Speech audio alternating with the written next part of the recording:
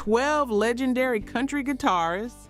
You've heard the songs, you know the licks, but what they're doing right now, that's a different story entirely.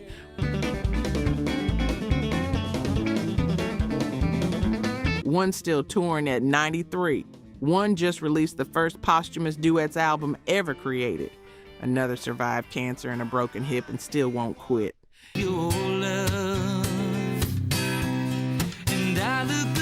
And here's what the fans never knew. Some of these stories end in ways nobody saw coming.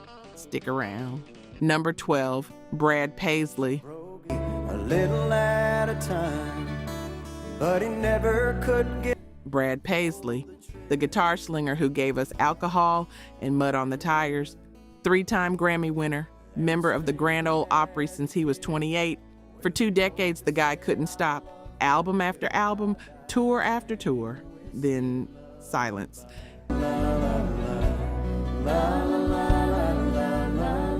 And if you were watching country radio between 2018 and 2024, you noticed no new Paisley, no singles climbing, just reruns of the classics and that familiar face judging on some TV show. People started asking, did Nashville's premier guitar hero hang it up? Here's what happened next.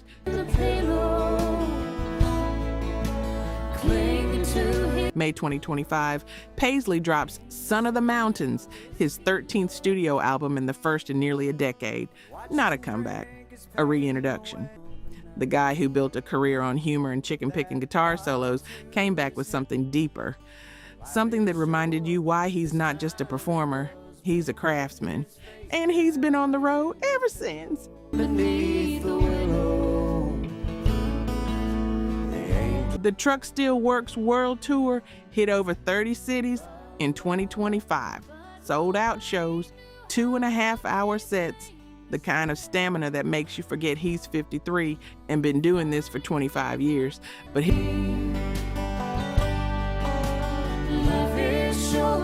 the part that gets me. While other artists from his era either retired or went Vegas residency soft, Paisley walked away from the grind, recharged, and came back swinging. He didn't need Nashville to tell him it was time. He made them wait, and when he finally showed up again, it was on his terms. That's not a comeback, that's a power move. finally drank away her memory. Number 11, Brent Mason. Brent Mason, if you don't know the name, you've heard the work. Over 1,000 albums, more than 2,000 top 10 hit singles, the most recorded guitarist in country music history. And here's the thing, you don't rack up those numbers by accident.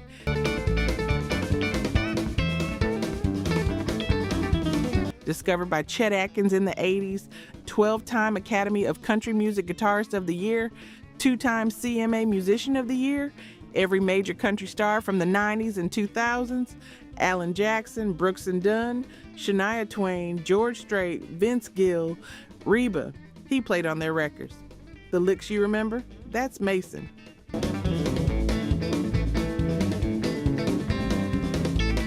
But here's what nobody tells you about being the most in-demand session player in Nashville. You hit sessions until your eyeballs pop out. 10 a.m. call, home at midnight. Do it again tomorrow, for decades. Then something shifts. Now, in 2025, Mason's still working, but he's selective.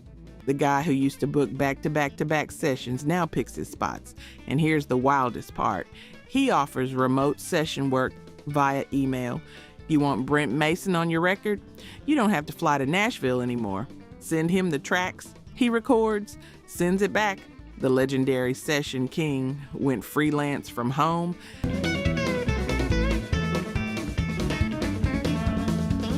And in May 2023, he was inducted into the Country Music Hall of Fame as one of the Nashville Cats. The recognition came. The pace slowed, but the legend still building. Some guys retire. Mason just redesigned the gig.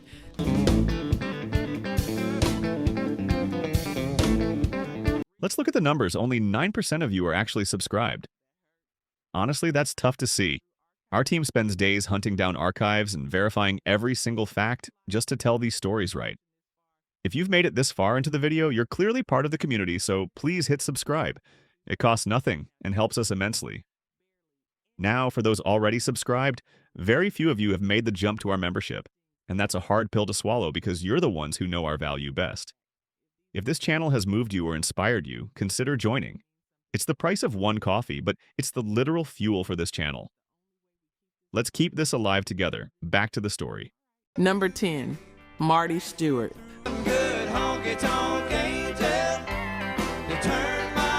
Marty Stewart started playing with Lester Flatt when he was 13, joined Johnny Cash's band at 20, married Cash's daughter Cindy, then divorced her and married Connie Smith.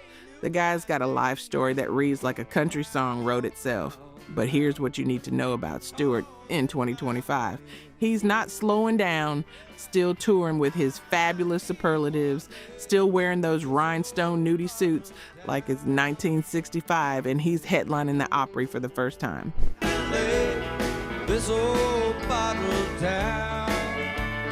And he's carrying something with him on every tour.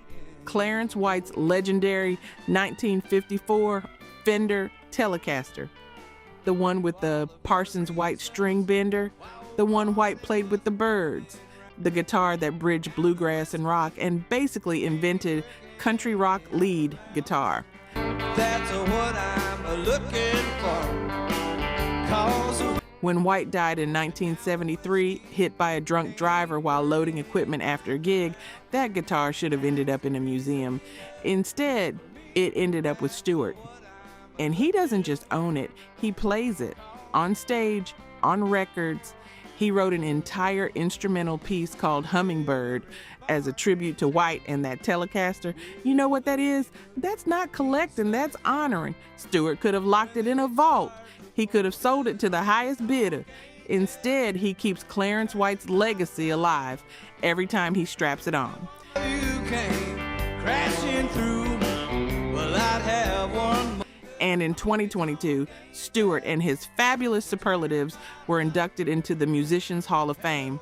5 Grammy Awards, still recording, still touring, still wearing the suits. Some legends fade. Stewart just keeps rhinestoning.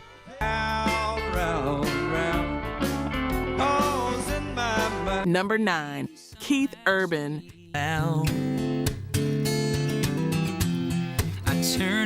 Keith Urban, the Australian who moved to Nashville and became one of the biggest names in modern country.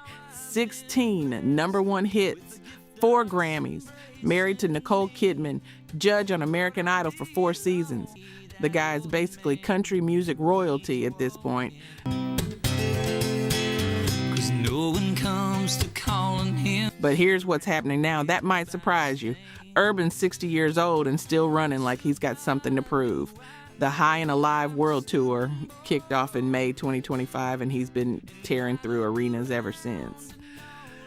Not Vegas residency comfortable, full tours, full energy, the kind of shows where he's still doing guitar solos that make you forget that he's been doing this for 30 plus years.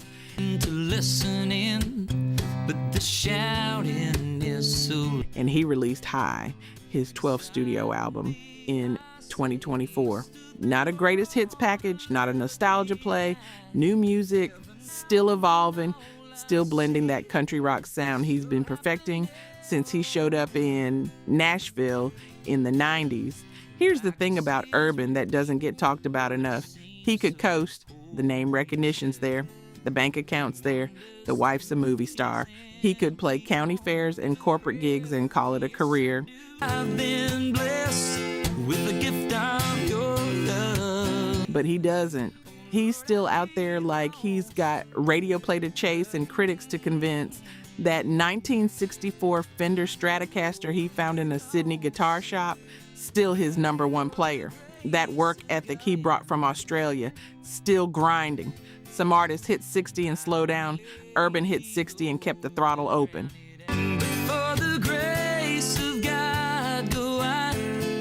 Number 8, Albert Lee. Find a horse and cart.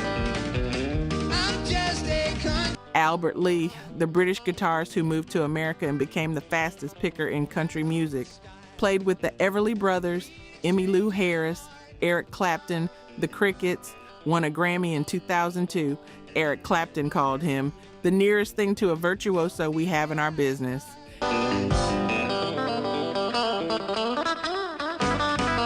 And in 2024, the man celebrated his 80th birthday with a full UK tour. 80 years old, still playing, but here's what makes it remarkable. Lee's voice isn't what it used to be.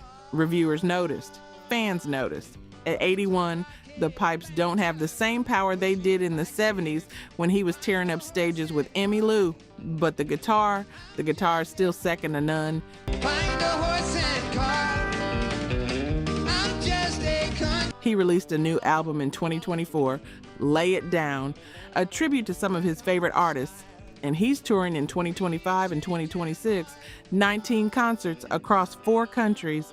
The same hybrid picking technique he's been perfecting since the 60s, the same signature Music Man guitar, the same effortless speed that made James Burton and Chet Atkins pay attention back when he was just a kid from England trying to figure out American country music. Country boy at heart. And here's what gets me.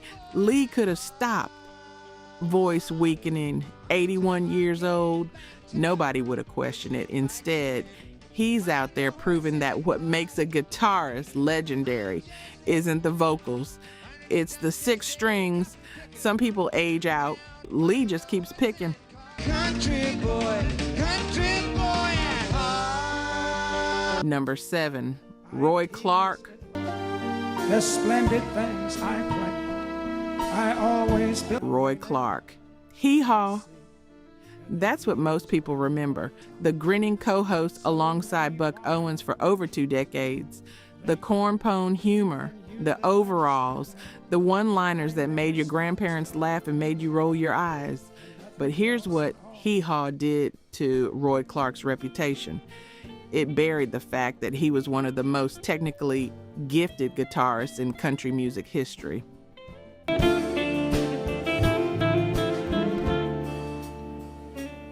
Clark died in November 2018 at 85, complications from pneumonia. And when the obituaries ran, they all lit with the same thing: hee-haw host, not virtuoso multi-instrumentalist who could play guitar, banjo, fiddle, and mandolin at a level most people can't reach on one instrument. But here's what's happening now. 7 years after his death, the Roy Clark story is getting rewritten. Music historians are going back to the recordings, the live performances, the late-night TV appearances where he'd casually shred through Malagueña or dueling banjos like it was nothing. They're realizing what people who actually knew guitar always knew. Roy Clark wasn't just an entertainer, he was a player, one of the best. And here's the irony. Clark opened the first ever dedicated theater in Branson, Missouri in 1983. He basically founded the Branson country music scene. He headlined Carnegie Hall and the Grand Ole Opry. He won a Grammy. He was inducted into the Country Music Hall of Fame in 2009, but hee-haw paid the bills. So that's the headline he got. Polish gay, the way the evening breeze may tease. Now, in 2025, musicians are name-checking him as an influence. Younger guitarists are discovering the catalog. The legacy's catching up to the talent. Roy Clark's been gone since 2018, but the reassessment, that's happening right now.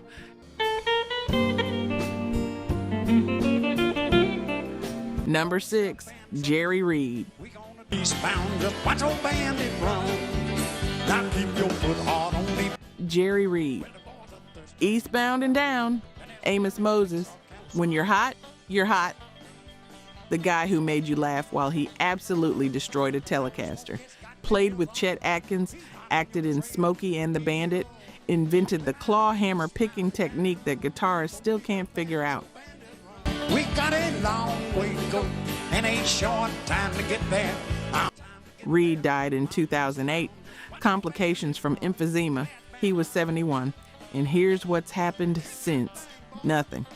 No major posthumous releases, no tribute albums with A-list collaborators, no remastered box sets, no CMT documentaries, no estate-driven legacy projects, just silence. Can't be done. We got a long way to go, and ain't sure. You know what that tells you? Reed's music stands alone. It doesn't need the marketing push. The songs are still on the radio. Eastbound and Down still shows up in movies and commercials. The guitar instructional videos still get views on YouTube. The legend self-sustains. But here's what should make you angry.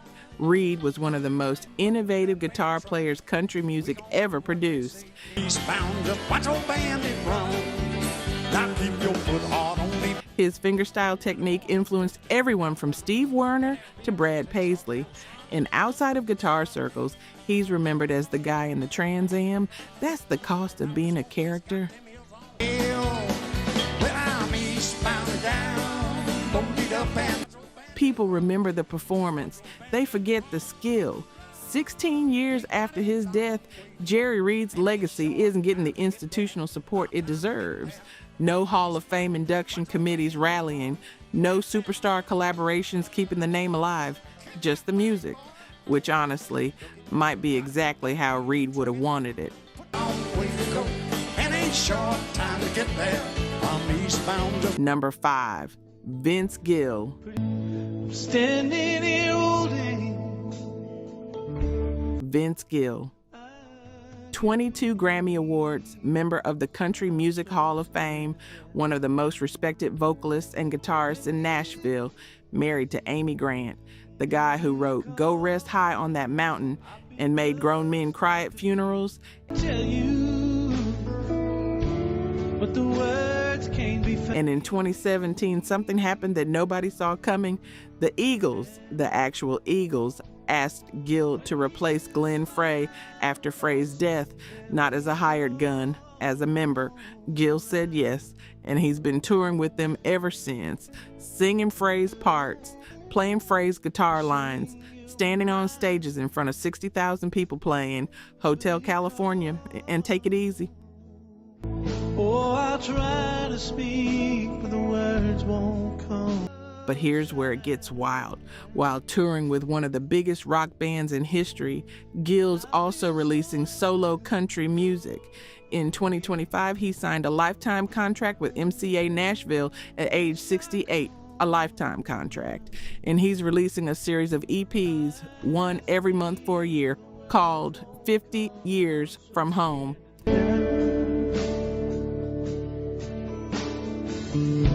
So let's be clear about what's happening. Vince Gill is simultaneously a touring member of the Eagles and releasing new solo country music on a monthly schedule and performing at the Ryman and receiving the CMA Willie Nelson Lifetime Achievement Award. At 68, most artists at that age are doing farewell tours. Gill's doing 2 full-time careers. Smile, that smile, the world turns up. And here's the part that hits different. When Frey died, someone had to step in. The Eagles could have picked anyone. Session players, younger stars, someone who'd just mimic Free and disappear.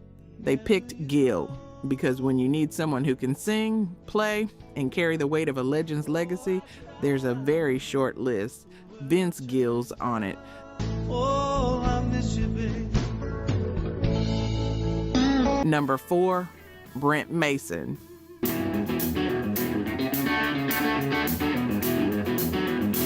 Wait, Mason again? Yeah, because there's more. Most recorded guitarists in history, over 2,000 top 10 singles. We covered that. But here's the part that'll make your jaw drop. In 2024, Brent Mason appeared on the Chet Atkins tribute album, We Still Can't Say Goodbye. He played Lover Come Back to Me, and the album also featured Eric Clapton, Vince Gill, Brad Paisley, Tommy Emmanuel, James Taylor, Alison Krauss. Think about that for a second. Mason's on a tribute album alongside Eric Clapton and James Taylor, honoring the greatest session guitarist who ever lived. That's not just respect, that's a torch being passed.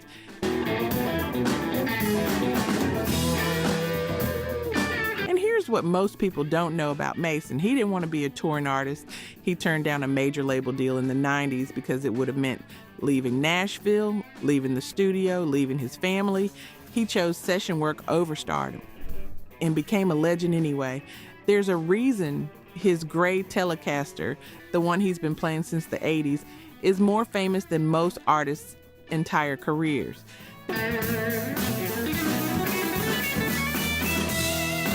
There's a reason Fender made it into a signature model. There's a reason every young Nashville player knows the name. Brent Mason made a choice: be the best at one thing instead of being pretty good at everything. And 65 years old, still taking bookings, still the first call for producers who want that sound, Mason's proof the choice worked.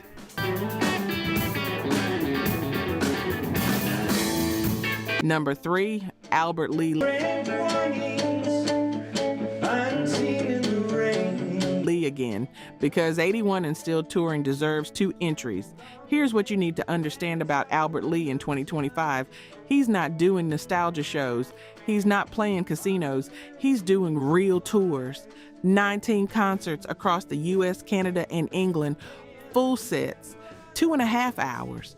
The kind of performances where fans in the front row are still trying to figure out how his hands move that fast. And reviewers are saying the same thing. Voice is weaker, guitar is untouchable. That tells you something about what matters.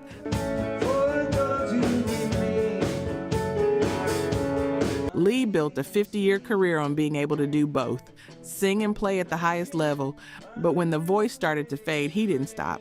He just leaned harder into the thing that never ages: technique.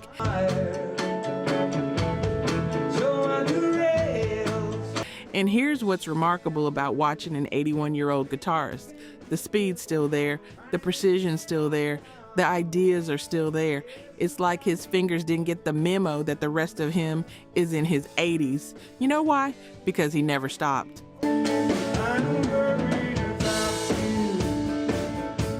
While other players his age retired and watched their calluses soften and their muscle memory fade, Lee kept playing every day, every tour, every session, and now he's proof that if you don't stop, age becomes irrelevant. Albert Lee at 81 is faster than most 30-year-olds, and that's not genetics, that's work.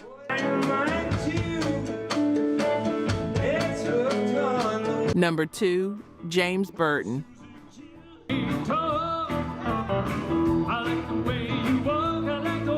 James Burton, Elvis Presley's lead guitarist. Play it, James. Ricky Nelson, John Denver, Emmylou Harris, Merle Haggard, the guy ranked number 24 on Rolling Stone's list of the greatest guitarists of all time. Rock and Roll Hall of Fame, Rockabilly Hall of Fame, Musicians Hall of Fame. And in October 2024, at age 85, Burton was inducted into the Country Music Hall of Fame. But here's the story you don't know. September 2022, Burton announces he has kidney cancer. He's 83, surgery scheduled, asks fans to pray for complete healing. November 2022, the cancer doctor at Vanderbilt tells him he's cancer-free. Then, in 2023, Burton breaks his hip. 84 years old, cancer survivor, broken hip. Most people at that point are done, grateful to be alive but done performing. James Burton kept playing.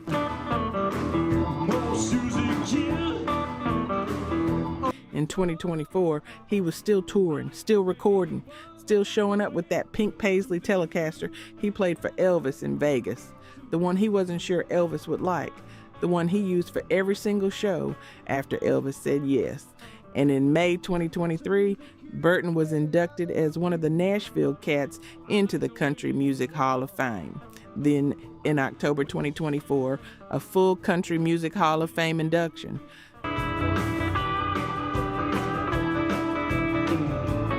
So let's be clear about what happened. James Burton beat cancer, recovered from a broken hip, and at 85 years old was inducted into his 4th Hall of Fame while still actively performing. That's not survival, that's defiance.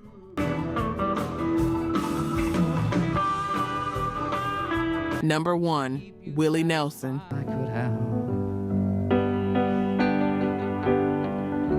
Willie Nelson, 93 years old, and he's still touring Let that sit for a second. 93. The guy was born in 1933. He's older than the Grand Ole Opry's current building. He's older than the electric guitar. And he's on the road right now. May 29th, 2026, Nelson releases Dream Chaser, his 79th solo studio album, his 156th overall. The album includes his first co-write with Bob Dylan in over 30 years. To keep you satisfied, I'll keep you satisfied. But here's what makes it shocking. Willie's managing emphysema, performing seated. His son Lucas now handles the vocally demanding parts of the set. Willie closes the show. They made Grammy history together. First time a father and son were both nominated in the same year. And Willie's touring schedule, the 2026 Outlaw Music Festival, 12 cities, plus headline shows, plus his annual Luck reunion at his ranch in Spicewood, Texas. But you're always on my mind. At 93, with emphysema, still writing, still recording, still playing that beat to hell Martin N. 20 classical guitar called Trigger that's basically held together with duct tape and prayers. You know what that is? That's a man who doesn't know how to stop, or won't, or can't tell the difference anymore. Maybe I didn't treat you. Willie Nelson's been on the road since 1956, 70 years. Most careers don't last 7, and he's out there proving that if you love it enough, age is just a number of people who used to tell you when to quit. Willie never got that memo. I just never took the time